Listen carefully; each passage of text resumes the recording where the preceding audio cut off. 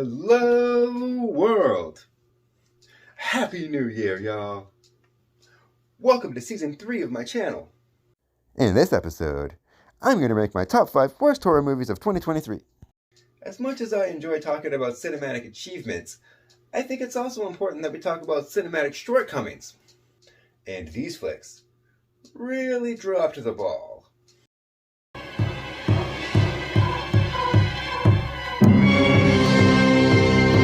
Welcome to my channel. Thank you for clicking on my video.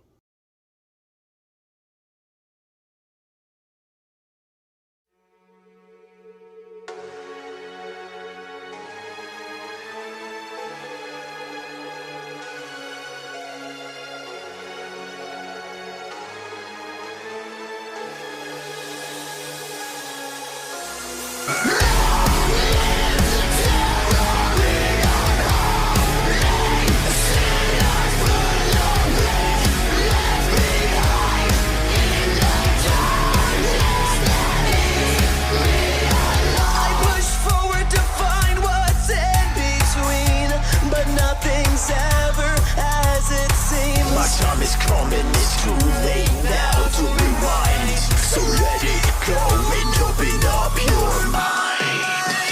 Long live the terroring unholy, sinners full of rage, left behind in the darkness that is beyond. Long live the terroring unholy, sinners full of rage, left behind in the darkness that is beyond.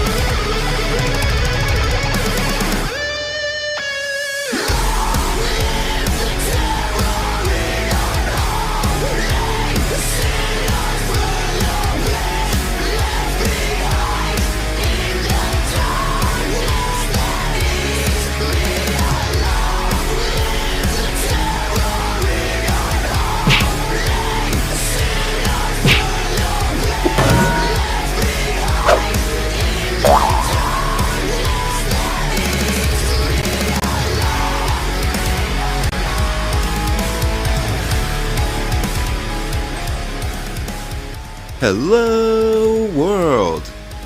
I'm Chris Maitini, aka Mr. FLIXTER. Mr. FLIXTER.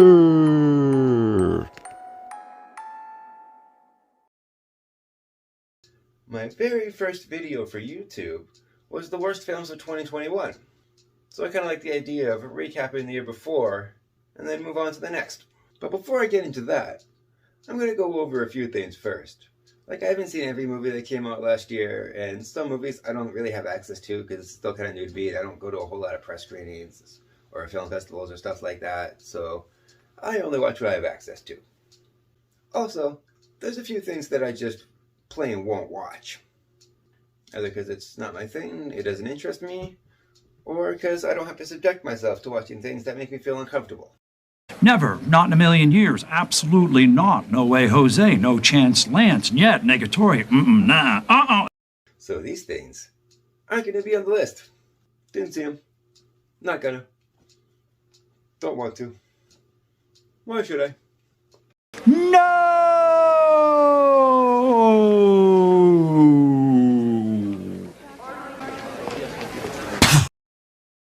First is Winnie the Pooh, Blood and Honey. I am very much opposed to turning innocent childhood characters into horror villains. What a horrible idea. One of the first ones I remember watching was the Banana Splits movie. And when I watched it, I didn't realize that Banana Splits was actually an older cartoon. I had totally forgot about that. And then I found out later on. And then after I learned that, it kind of didn't sit well with me. Like, I had a different opinion about the movie. So, needless to say, I'm not going to be watching that. I'm not going to watch that Mickey Mouse movie. An already pre-existing cartoon character that a whole generation, many generations of kids have grown up on and loved and adored. And I don't want to see Winnie the Pooh and Eeyore killing people. That's not fun for me. I heard it's not even a good movie anyway, so I'm glad I didn't waste my time. Because I don't endorse this, I'm not going to watch it, and I'm going to ask people not to watch it. I'm not even going to waste any more time talking about it now. Bad baby, bad baby. Next, it's nefarious. I have no time for Christian propaganda. Moving on. No, God! No, God, please, no! No! And then there's Malum. Why a director would remake a film that he made less than a decade ago is beyond me. Do you not have faith in your work? The Last Shift was great. I loved it. I don't want to see this. Why? And furthermore, don't you have any new ideas? All the reviews that I've seen for it so far aren't even positive reviews. What was the point? Moving on.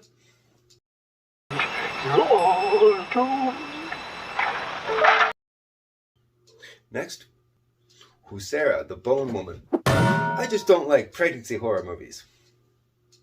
I'm all for a body horror, but not that kind of body horror. That's very disturbing. Do you agree with my picks? Do you disagree?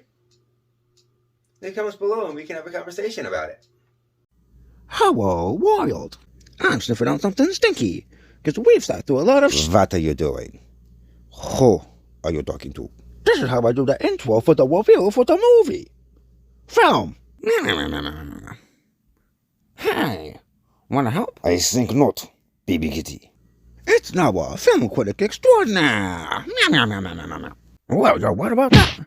It's a spoiler-free ranking. Oh, come on. We don't want the people to suffer. So be it then. I will help make movie film. No. It's just movie, or film, or flick. Nah. Do you want my help or not, baby kitty? My rankings go from slightly irritated to completely infuriated. At number 5, I have Megan. Hi, Megan. I'm Katie. It's nice to meet you, Katie. So, Megan is a film from Blumhouse. I have a love-hate relationship with Blumhouse. Some of the films I love, some of them I hate. It was directed by Jared Johnstone, and it was written by Akilah Cooper and James Wan. It stars Allison Williams, Violet McGraw, Ronnie Chen, Amy Donald, and Jenna Davis. Here's the synopsis according to IMDb. A robotics engineer at a toy company builds a lifelike doll that begins to take on a life of its own. So, I know this film was popular, and I know there's going to be a sequel, but I just don't get it. To me, this just feels like a remake of the Child's Play remake. We don't normally talk about the remake on this channel, but I'll make an exception to prove a point. This last time, though. You've been very naughty, Miss Kettlebell. The plot isn't just predictable, it's practically the same story as the Child's Play remake. Both films have an ungrateful brat that need a friend. They both get an AI toy that becomes overprotective. She does similar tasks. She sings like them, too. The Child's Play remake started off with a commercial, too. But in this movie, the dog dies instead of the cat. That film also tries to touch on parenting and consumerism, grief, technology dependency, AI ethics, and consumer product social commentary. It reminds me of this scene from The Simpsons. Here's your problem. Someone set this thing to evil. I think the biggest reason why I couldn't get into this film is because I don't care about the characters. Especially that disrespectful, smug little brat. I know, Elsa. I just don't like the way that it's written, or the way that she acts in it. She frequently talks back, she smacks an adult, she's completely despicable. And I'm supposed to care about this little girl? Even the Andy in the remake. He was a liar, he was disrespectful to his mom. Even his friends, like, they weren't really nice to him, and he wasn't really that nice of a kid. Now, the original Andy from the original Child's Play was a relatable character because he was a sweet, innocent child that was just thrown in the middle of a messy situation. Completely different scenario. That makes him way more sympathetic.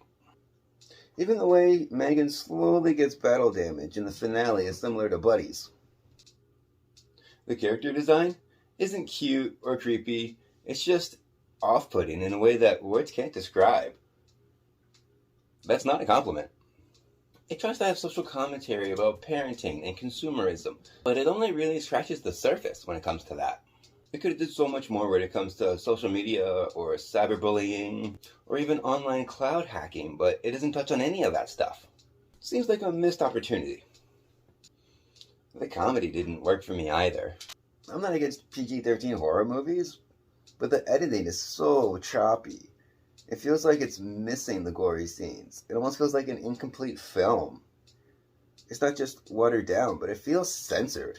To prove my point, I'm going to use a scene that's not from a horror movie, because the way it's filmed and edited is still scary as hell. This is from Spider-Man 2, directed by Sam Raimi. It's full of suspense and atmosphere, despite not being gory. It's full of rapid camera movements and quick editing cuts. It lets you fill in the blanks using your imagination, while still providing horrifying imagery. But it's the extreme close-ups on the victims' faces that really drives the horror elements of this scene. Keep in mind, this is from a PG-13 comic book movie. It's from out of nowhere, but because of the context, it doesn't feel out of place. It shows how Doc Ock has become a monster. Some of the kills are unintentionally funny, like the ear-pulling scene and the boss kill. It almost feels like two different movies. There's too much of a clash there. Which is a shame, because I love James Wan. He's made some of my favorite horror movies. At times, it takes itself too seriously before completely undermining the thrills established. And it's got such a tediously slow pace. There's no emotional connection to the characters. Most of it feels manipulative and disingenuous in my opinion. The way the opening scene pans out just felt so forced and out of nowhere. There wasn't even any build-up for it or anything like that. It just happens. Didn't really earn those moments. At times it even feels like a Terminator or a RoboCop film. And the ending's confusing. WTF? And why would they program a robot with the capacity to kill people in a toy factory? You didn't code in parental controls? I didn't have time to implement them before we went live. Hold on. That makes no sense. That's just dumb. That's that bullshit. That's that bullshit right there. Whatever happened to Isaac Asimov's rules of robotics? A robot cannot harm a human being. The first law of robotics. If you don't know what those are, I'll tell you. Doesn't the second law state that a robot has to obey any order given by a human being? It's from my robot. The third law states that a robot can defend itself. Yes, but only when that action does not conflict with the first or second laws. That dance sequence is completely random too. It just comes out of nowhere. How's this movie popular? I tried. And number 4, I have The Exorcist, Believer. God played that trick on you. The Exorcist Believer was directed by David Gordon Green. Or, as I call it now after seeing it, Exorcist Non-Believer. It was written by Peter Settler, David Gordon Green, Scott Teems, and Danny McBride. According to IMDb, when 2 girls disappear into the woods and return home 3 days later with no memory of what happened to them, the father of one of the girls seeks out Chris McNeil, who's been forever altered by what happened to her daughter 50 years ago. It stars Leslie Odom Jr., Lydia Jewett, Danny McCarthy, And Dowd. The legendary Ellen Burstyn. and Olivia O'Neill. So, The Exorcist Believer is another Blumhouse flick. Starting to see a pattern here. This film is just frustrating. And full disclosure, I'm not the biggest Exorcist fan. I wouldn't even consider The Exorcist to be one of the greatest horror movies of all time. I also think The Exorcist is fine as a standalone movie. It didn't need to be a franchise. But I do respect it, and I see how it's influenced pop culture over the years, my entire lifetime in fact. But it never really scared me as a kid. But after I saw this movie, the way it treats its legacy characters, a lot of fans are probably going to be pretty mad. Also, I'm not a big fan of possession films. I don't seek them out. I usually skip them when I hear about a new one. I don't know, something about after watching The Exorcist, they all just seem kind of the same to me. I haven't even seen some of the big ones, like Haunting in Connecticut, or The Haunting of Emily Rose, I think it's called. I don't know. I don't watch them. Not for me. Everyone's got their subgenres, right? That's the cool thing about horror movies. There's so much variety out there. There's something for everybody. But yeah, after seeing the original Exorcist, they all just seem like more of the same to me. That's the best way to describe this film. It's just more of the same. There's nothing new here. They're not breaking new ground. They're not reinventing the wheel. They're not taking in a fresh spin on an old idea like a lot of the new slashers are doing now. They just cranked out another Exorcist film and called it a legacy sequel. Or requel. This is typical generic body horror, except it's 2 possessed little girls this time. But it just feels like it's going through the motions, checking off boxes just because it's an Exorcist film. It touched the surface on a lot of ideas too, like how different religions have similar ideas. But it doesn't even explore that, despite setting it up in the beginning. They just show the tip of the iceberg.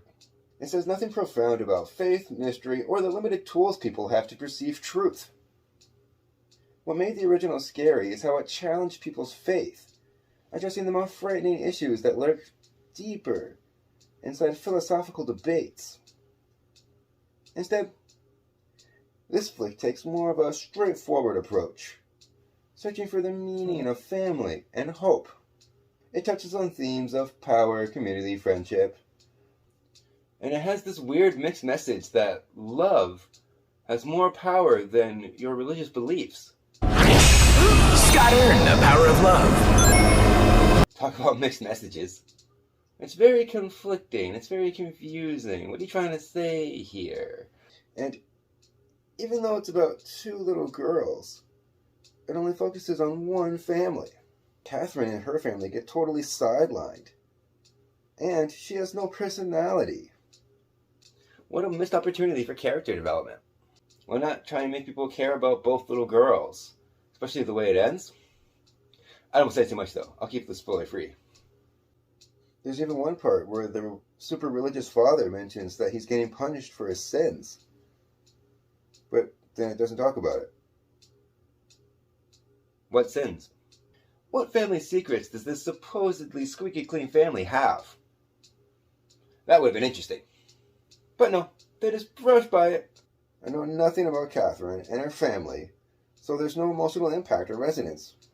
It relies more on campy, cheap jump scares and gore, which completely misses the point of the original. Legacy characters don't really have agency or an active role in the plot. Why bring back a legacy character and then treat them in such unceremonious manners? That is so disrespectful. Did they learn nothing from the Texas Chainsaw Massacre remake? Or his own Halloween remakes? And I hate it when dialogue feels clunky or unnatural. I just want people to talk like people. Is that so much to ask? This flick doesn't just spit on the franchise. It pukes pea soup in its face and sets it ablaze with hellfire. Hellfire!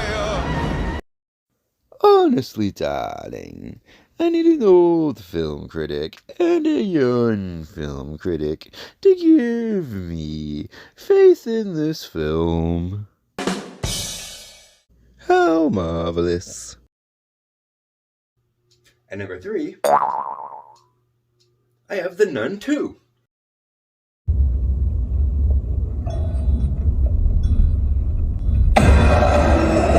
Nun 2 was directed by Michael Chavez.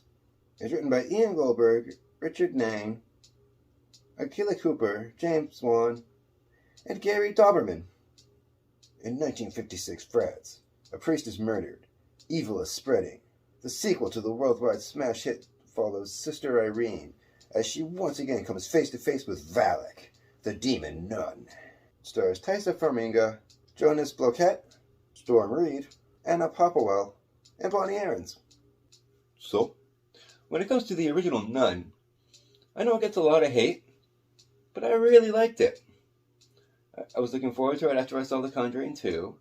I saw it opening weekend, and I thought it was great. I was genuinely looking forward to The Nun 2. And then I watched it. It's no surprise the most profitable Conjuring flick got a sequel. What I like about the Conjuring franchise is it's kind of like the MCU of the horror world, if you think about it. It's got this huge franchise, and then it branches off into smaller franchises about different characters that only focus on them. And then eventually they all come together because they all connect somehow. I love that. It's cool how there's a horror cinematic universe. Can you believe this is the 9th installment of the Conjuring franchise? Thank you, James Wan. It's from the director of the worst Conjuring movies. I thought the opening scene for The Nun 2 was unintentionally funny, because it was bad CGI. The plot's not interesting, it's predictable, it's got ridiculous plot holes, cheesy effects, and bad acting. In horror movies, this can be overlooked, but it's so slow with a cliched premise and such bland characters. There's a few good scenes, like that magazine scene, but even that jump scare was obvious. It was like the one thing I can remember. I had to watch this movie twice, because I watched it once, and then a few days later I tried to write a little review for it, but I couldn't remember it, so I had to watch it again. So I took that into consideration too. This film was so frustrating because it had so much potential. It's sad. How can the writers fail at making the most fearsome Conjuring villain interesting? Like Tim Allen says. It's kind of dumb too, the way the conclusion goes, but I don't want to say too much. I just didn't understand why they thought what they did would work. And how did what they do work? It doesn't really make sense. It's more confusing than anything. It raises more questions than it answers. That's a horror pet peeve of mine. But that's all I'll say. That's all I'll say. And it's not even like one of those cases where the end ruins the movie. It's just not a good movie all throughout. It just drags the whole time. I struggled to stay focused on it. And I took that into consideration too. It's also confusing how this fits into the Conjuring continuity. The other films are pretty clear where they fit. This one's not so much. So, my biggest problem with the Conjuring films is they just feel so paint by numbered and manufactured. A lot of them are just more of the same. So hopefully the next one they try to venture somewhere new and do something different. Like what they did with Annabelle Comes Home. That was so cool. And I think at one point they tried to show Valak's true form when she's not disguised as a nun or shapeshifting into something else. But again, it's really bad CGI. Sometimes less is more. I can't stress that enough. You already have a creepy monster in your film. You're going to make it more creepy with bad CGI? So why would you even show that? You are in dire need of prayer. I suggest you make a retreat. And number 2, I have Scream 6. Now I see something red. Scream 6 was directed by Matt Bettinelli-Olpin and Tyler Gillette. It was written by James Vanderbilt and Kevin Busick. In the next installment, the survivors of the Ghostface killings leave Woodsboro behind and start a new chapter in New York City. It stars Courtney Cox, Melissa Barrera, Jenna Ortega, Jasmine Savoy Brown, Jason Gooding, Samara Weaving, Hayden Panettiere, and Roger L. Jackson. I have a full review of Scream 6, and I'll leave a link below in the description for that if you're interested, so I won't say too much here. But basically what I said in that was, it's sad when horror movies become an afterthought in a franchise built around horror movies. You know what I mean? It's just too convoluted. Too many of things would have to go into play in order for the events of this film to work out the way that they do. Like, don't cops get police checks and stuff like that? Like, you can't just transfer from one to another without having any background checks or anything like that. And they gotta stop faking deaths in horror movies just to take them off the suspects list. That's cheating. I also don't like the fact that they use a 6-foot ghost face, and then they got this little girl that comes out. She's 4 foot nothing. I don't know why they do that. It takes me right out of the film. It also makes it harder to guess the suspects. It does have some good moments. I like there's a nice little tribute to Scream in there. It does feel like a greatest hits album, though, kind of, because it hits all the right beats. It plays by the Scream playbook. It's just more of the same to me. I just thought it was tedious. I think they rushed it. I won't say who the killer is, because I don't want to spoil it. But having the motive as pure revenge just seems like such a lazy writing choice. It's almost as if the writers didn't care to put enough thought into it, and they rushed it. And they even say so right in the beginning. Look. Who gives a fuck about movies? In my opinion, this is the weakest Scream sequel. At least with, like, Scream 5 and Scream 3, I can get into it. I mean, out of those, I know those are not the most popular Scream films, but yeah. Scream is the reason why I love horror movies so much, and this was my most anticipated movie of the year, so that might be another reason why I'm just so let down by it. I was very disappointed, and that's why. I think my biggest problem is this one just isn't as much fun as the other ones are. Too much time is spent repetitiously setting up suspects to subvert expectations. It forgets the main point. Having fun with the movies. I don't know about you, but the idea of a Scream movie not being about horror movies is just bizarre to me. That's why it's so sad that a movie about horror movies makes horror movies an afterthought. At least 5 and 3 were about the movies. That's kind of what this whole thing was based on? That makes no sense. So why would you even have that in the film or your script? What's the matter with you? So, before I get into my number 1 pick, I just want to talk about a few dishonorable mentions. These are movies that aggravated me or just left me wanting more.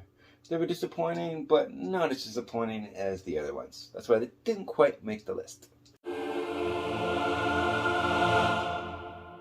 First, I want to talk about Five Nights at Freddy's. I did a whole review about this, so I won't say too much here, and I'll leave a link below for the video. But I had a lot of issues with this one. I know the games well enough. And it's kind of designed so you have to have a knowledge of the games to understand it. So it doesn't have that broad appeal, and I thought they really shortchanged themselves because they did that. Also, where were the jump scares? This game is built on jump scares. All the games are built on jump scares. And there were, like, hardly any jump scares in it. They were all in the preview. I'm not usually one that likes jump scares. Like, I don't like when movies rely on them too much. That was my biggest problems with It Chapter 1 and 2, the remakes.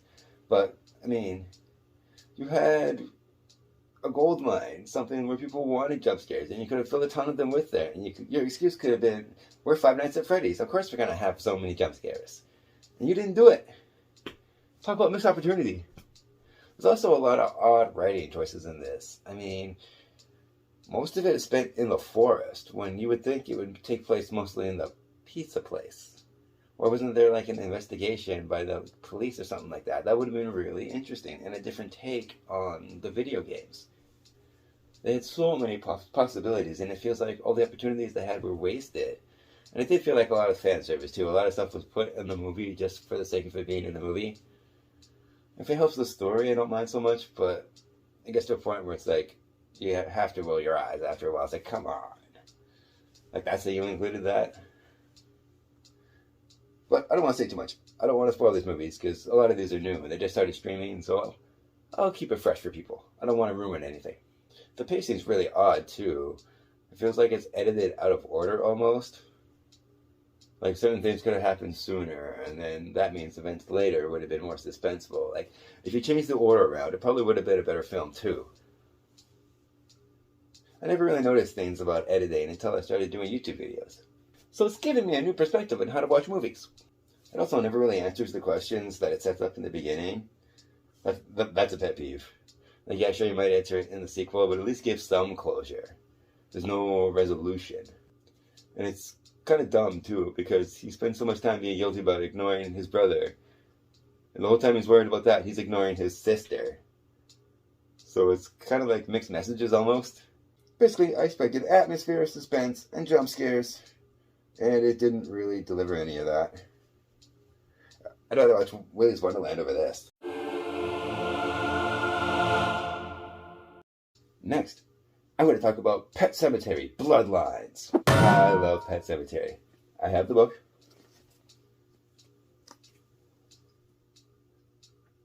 As you can see, it's quite worn. This movie scared the hell out of me when I was a kid, the original one. So when I first heard about this, I wasn't too sure what to think about it. I wasn't really looking forward to it because I don't like prequels all that much. But basically, it's generic, it's predictable. The characters that aren't in prior films obviously aren't going to make it to the end of this one. And there's that constant problem that I have that I call the prequel problem, answering questions that I was never asking. I don't care about the origin of the evil or the origin of the Micmac tribe or anything like that. It's the Wendigo. That's good enough. You could have took that idea. You could have used it in new ways. And speaking of that idea, the basic concept is a grieving parent or a grieving family member that has this inner struggle to resurrect somebody. It's that moral question of whether or not you should be tampering with dark forces that you don't understand. This is practically removed from the film because Judge shows up after that happens. So there's no remorse, there's no guilt. He has no struggle or grief with how he lost his friend. He shows up and he's completely oblivious to what's going on. So, again, with the odd writing choices, I don't understand why they'd write the character that way or why they set the story up that way. Young Judd is just thrown into the mix and he doesn't really know what's going on. He kind of learns things as the viewer learns them.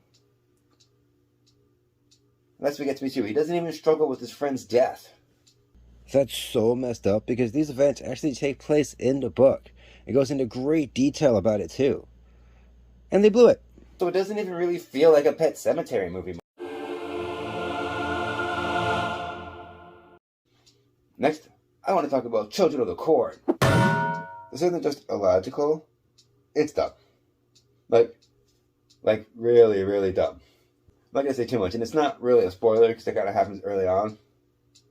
But if that lady's hand was sticking out of the dirt, then why didn't she just dig herself out?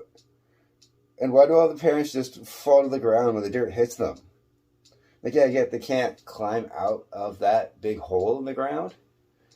But why would they just fall over, like, paralyzed? Like, it doesn't make any sense. Like, this movie's laughably bad. There's so many parts like that that are unintentionally funny. Like, I don't want to say too much, but there's this thing with gasoline. And one of the main characters tries to set the corn on fire because that's what happens with a lot of these Children of the Corn movies. You got to set the corn on fire. But just the way it plays out and the way things happen, oh man. Nobody read the script and thought things through. Thought that the way things pan out might go differently than the way it's written. Because the way it's written is not how it would go. And why would you show He Who Walks Behind the Rose? Something like that is better when it's left up to the imagination. Next I want to talk about Cobweb. It starts strong with malignant vibes, but the conclusion brings up more questions than answers. It's a classic example of how the ending can ruin a movie. At least Malignant tries to explain things, and it gave somewhat of a conclusion. And it's full of fun gore effects too. The kills in this feel so contrived and lazy, especially toward the finale. So yeah, I didn't enjoy this film just because I really don't understand that ending.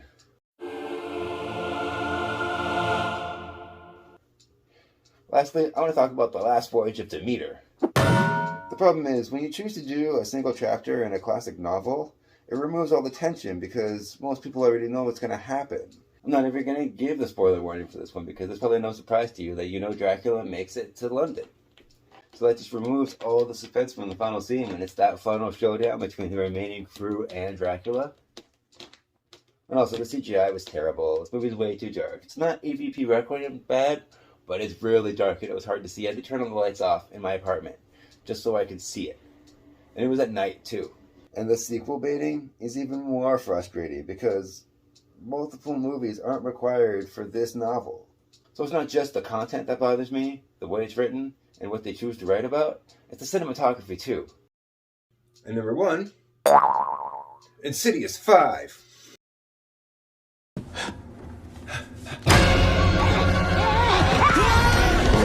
Insidious the Red Door was directed by Patrick Wilson and was written by Lee Winnell and Scott Teems. The Lamberts must go deeper into the further than ever before to put their demons to rest, once and for all. Ty Simpkins returns as Dalton, Patrick Wilson returns as Josh, Rose Byrne returns as Renee, Sinclair Daniel is new to the cast, and Steve Coulter returns as Carl. Lastly, but certainly not least, Lynn Shay returns as Elise. She's not in it very much. Unfortunately. That's just one of the many downers of this flick. So, this is why Insidious the Red Door is my most disappointing film of 2023. I love the Insidious franchise. I think every movie in the franchise so far has been good. In fact, number 3 is my favorite. That might be a hot take, but I don't care. I love it. It just hit a very personal chord with me because at the time that I saw it, I had lost a loved one too, so I totally connected with the character. This is the story that I have been waiting for, because the movies after part 2 were prequels. I wanted to know what happened to the Lamberts next. What was the next chapter? Like, how are we going forward into the story? And then this is what we get? Really? Really? Really? Granted, it was cool to get to know Elise and get to know like where she came from. And unlike most prequels, it doesn't have that prequel problem answering questions that I was never asking. Those movies actually told me things that I wondered about. It was actually really refreshing. So because I highly anticipated this film, it makes it even more disappointing. In this movie, there's no mystery to it, because they're trying to figure out things that already happened in the first 2 films. Why would they do that? There's a lot of odd writing choices in this one. What made the other films so good was setting up the simple premise and exploring the mystery of the afterlife in innovative, interesting ways. And I think there was actually unexpected moments in those. As great as it is to have the Lamberts back, it's too bad they don't have much to work with here. Most of the film, they don't even have scenes together. The theme of the first 2 films is family unity. Unfortunately, the family's divided here. What was the point of this film? Why is it called the Red Door? In the original, the Red Door leads to the red-faced demon's lair, whereas in part 2, it leads to Parker Crane's lair. What's the story of the red-faced demon? I'm dying to know. Why won't you tell that story? I think the story most Insidious fans want to know. And if he doesn't matter, then why do you keep including them in your films? I want answers. This film's unfocused, it's redundant, it's boring. Why are Josh and Renee divorced? That really bothers me. Why would you write the characters that way? That's what I mean, odd writing choices. Does that make this flick Insidious in a different way? What? What did you say? And more importantly, does the franchise need to go any further? I hate so much about the things that you choose to be. So that's my list of the worst horror movies of 2023. Do you agree with my picks? Disagree? If you want to leave comments below, we can talk about it. This is an outrage. Why must you torture me with movie film? Consider it initiation, darling. Yeah, you're one of us now. You're VICistas from different nistas. And remember, when I say these are the worst movies, I don't mean that these movies aren't worth watching. A lot of people worked hard on these movies, and nobody sets out to make a bad film. In fact, every time I see a movie for the first time, I make it a point to watch the credits, just out of respect. So I acknowledge that, and I do appreciate all the hard work that goes into filmmaking. When I say they're the worst, I just mean they were the most disappointing to me. Some of these films might even be your favorite films of the year. If any of them are, let me know and we can talk about that too. So yeah, you should totally check these films out, because I believe every film that was made is at least worth watching at least once. Give it a shot if it interests you. Until next time, have a great day. Did you know that I'm a film critic for HorrorBuzz.com? You can read my reviews on their website, and I make frequent appearances on their YouTube channel, HorrorBuzz Live, so I'll leave links below for that too.